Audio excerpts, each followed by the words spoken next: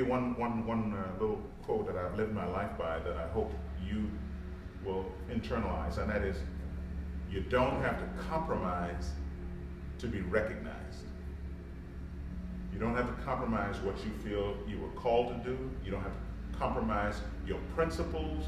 You don't have to compromise the integrity of your vision for your gift. You don't have to compromise to be recognized. Just be faithful to what you know you've been called to do, and use your gift with excellence, and doors fly open. Did y'all see? I also did Saturday Night Live. Did you know I did Saturday Night Live? Did gospel music on Saturday Night Live. So that's kind of what's happening. All right, so the next question is actually my question. All right. So we watched a video in class, and we heard you sing Amazing Grace, and then we heard you tell the history of it. So we were wondering if you knew about the context in which Horatio Spafford wrote "It Is Well With My Soul." Oh, yes. Do you know the story? Yes. Okay. Yes. So for you guys who don't know the story, Horatio Spafford, his wife and his 4 daughters were traveling from the U.S. to Europe, and as they were crossing the Atlantic, their ship actually crashed into another one. And as he passed by the place where his 4 daughters had died, he felt inspired, I guess, to write the song. So he wrote "It Is Well With My Soul," Right. as he saw his daughters who had just died. And so I was wondering personally, how does knowing the history of these songs help you in singing them? Absolutely. The history always takes you to a place of understanding and allows you to express what you're feeling inside. And that's why Amazing Grace, you've seen the Amazing Grace. Yeah. That's why I was able to make a connection for people between the melody and the captain of the slave ship who wrote the words, which a lot of people never really made that connection before. And this is really crazy. Do you realize it has become the most watched religious Christian music video worldwide on the internet? And I guess you guys try to help to make it that too. But almost 6 million views, which is viral. The thing just went viral. Folks were so moved by it that they were sending. And I was able to sing the song with the feeling that I was able to sing it because I understood a little better the origin of the melody, and it moves people. When you feel it, they feel it too. Thank you. So we have question number 5. Hi, Hello. my name is Jeanette. I'm a freshman at Wheelock, and I intend to major in elementary education and theater. Yeah. And I was wondering, I read in an interview with PBS that you don't usually like to do a lot of interviews. And if this is true, we were wondering why that's so. Oh, okay.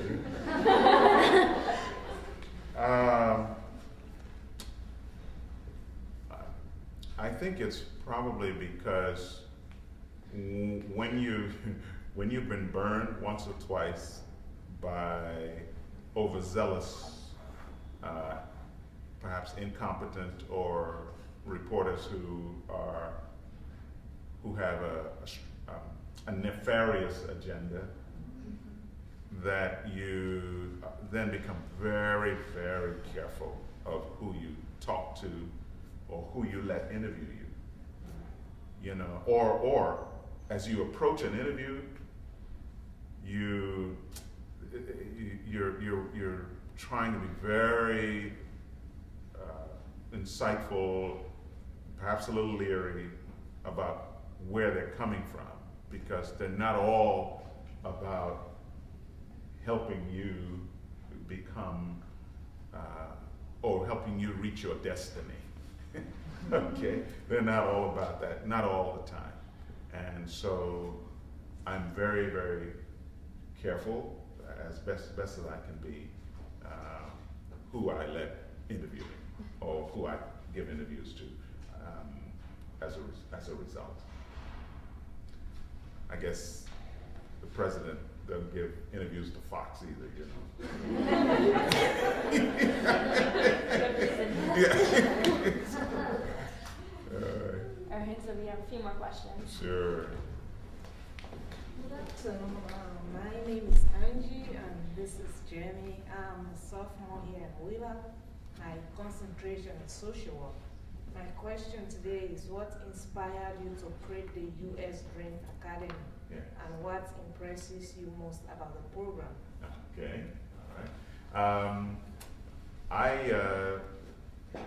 When you've done and you've been blessed to do as much as I've done in music, and you reach some of the heights, you got a Grammy nomination, or I'm getting ready to go on a stage and Michael Jackson is there, or you go out to sing and,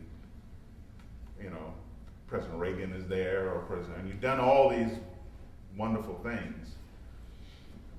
It hits you, it's already once on your resume. Are you going to spend your life trying to do it again? So get on your resume again.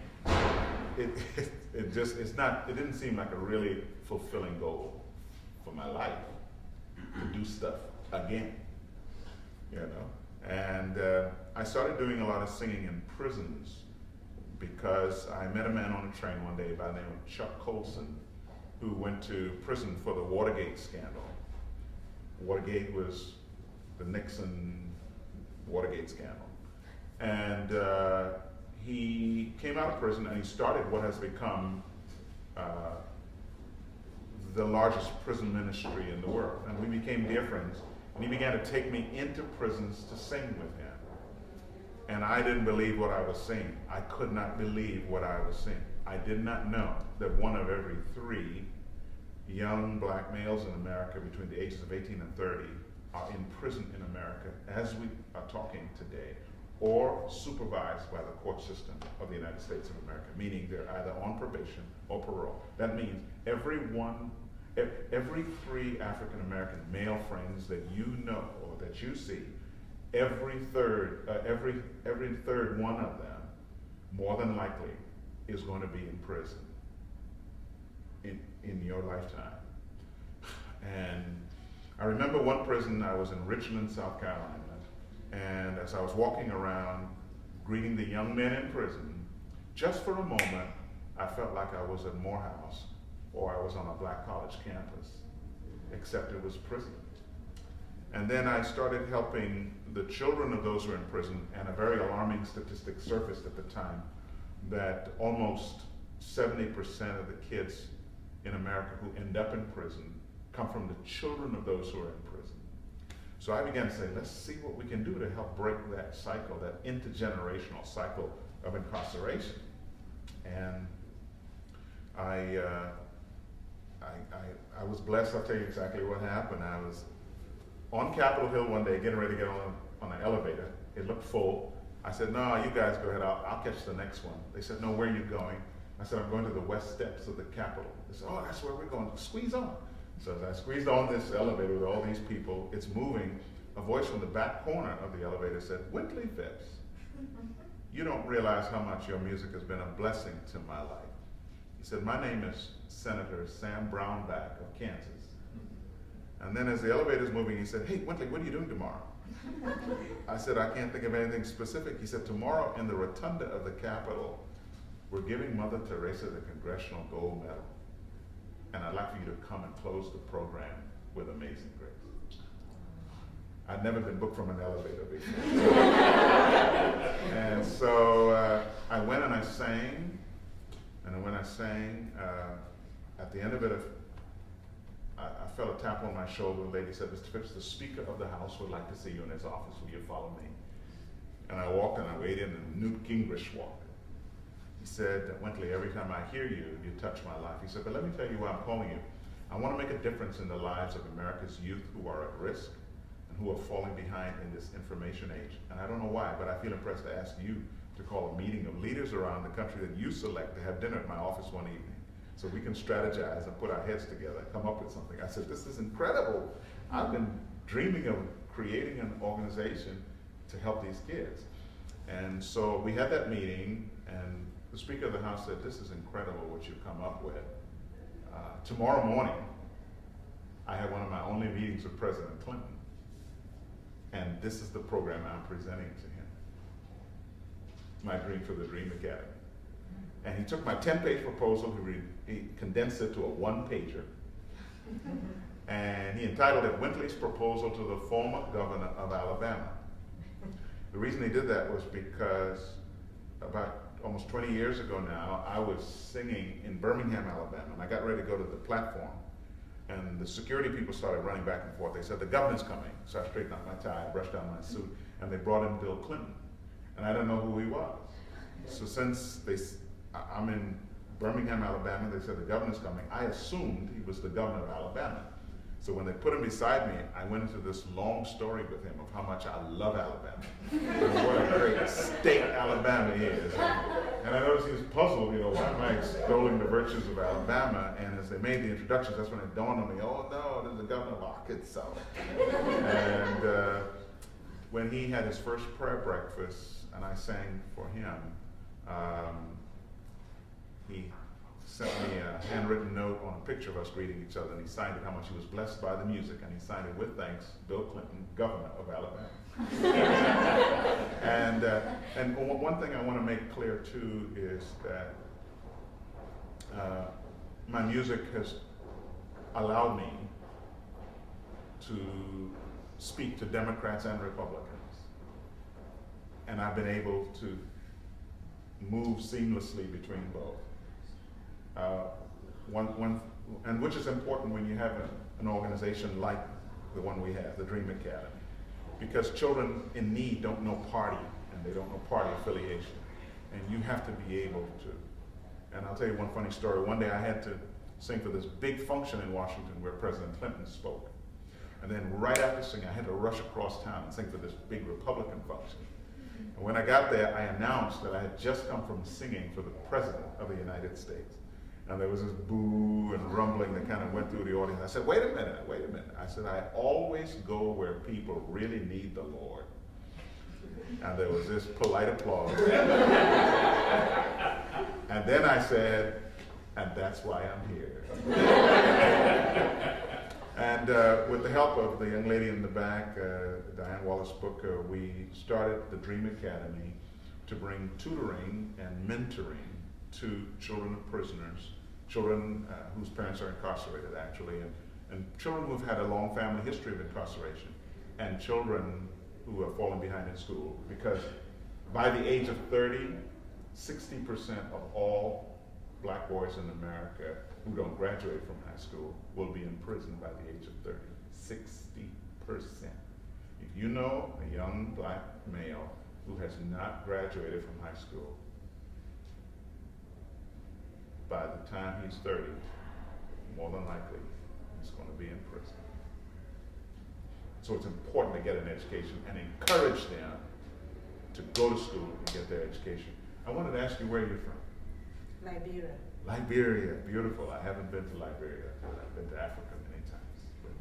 Beautiful. You had a question. I am. My name is Jamie. I'm a freshman here at Wheelock, and my major is going to elementary education.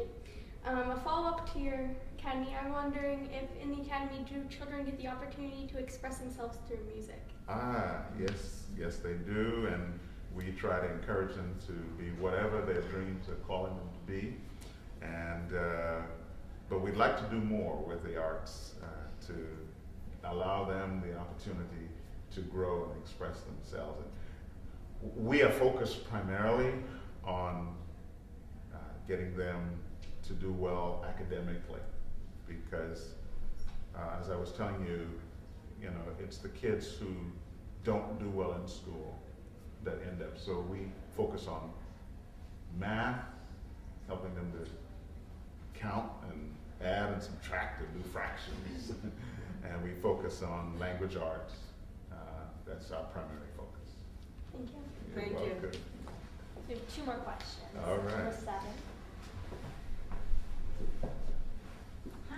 Hello, how are you? I'm good, how are you? I'm Emily. I'm a sophomore here at Wheelock, and I'm majoring in human development and hopefully going into child life. But I wanted to know if singing powerful songs such as It Is Well With My Soul or preaching to people of struggle ever takes an emotional toll on you. Oh, great question. Frankly, it's probably just the opposite. There is no feeling like touching the life of someone who is in the midst of a struggle and needs a little hope and needs a little encouragement. It doesn't really drain me, it pumps me up. It keeps me passionately motivated. And when you're singing and someone is moved to tears, or someone is moved to action, and moved to a place where, you know, I'm going to do something about my future, my destiny, my life. Wow, that happened to you? I believe it can happen to me.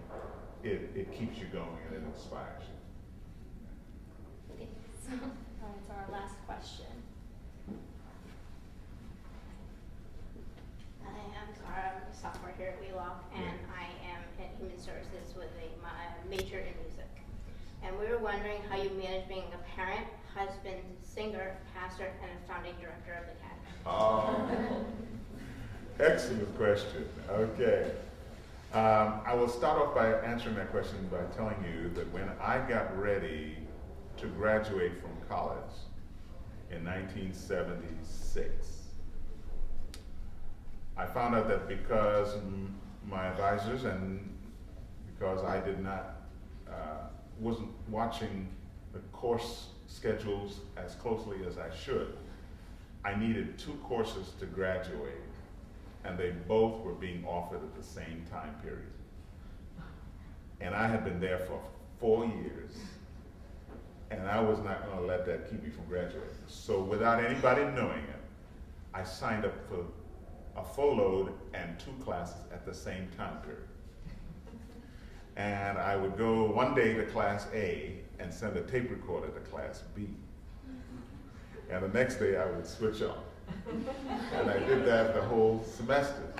I knew I couldn't get 2 A's, but I got a B and a C, and I graduated. But when the president of the college found out about it, he said to me, "How did you do that? How did you carry a full load and traveling on weekends to sing?" Because I was at a private Christian school, and I would travel to get a little extra money to be able to pay my bills. And you're taking 2 classes at the same time period. How did you do that? And the only words that could come out of this nervous young man's mouth to say to the president of the college was, "I did my balanced best." My balanced best meant that I knew I couldn't give one thing 1,000%. But if I spread my best around and I did my best, that it would all work out. And so I would say the same thing with all that I do. Any one of the things that I do, people take that and make it their whole careers. And that's all they do.